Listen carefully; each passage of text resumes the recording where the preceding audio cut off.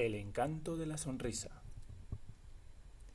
En un lugar cualquiera había un centro de menores, que más bien podríamos llamarlo cárcel.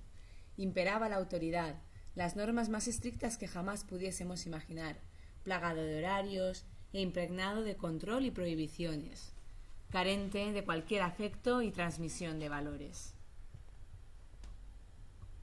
Afortunadamente, a dicha cárcel llegó la encantadora de sonrisas, que cada día se los llevaba a conocer otras realidades, otras emociones, utilizando para ello dos maravillosas experiencias que los niños nunca antes habían conocido: la música y el juego.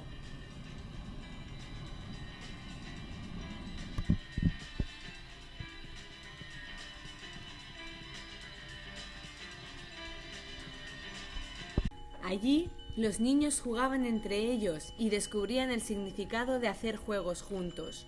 Súper divertidos y con sus propias reglas. Jugaban con niños diferentes y se inventaban entre todos juegos nuevos.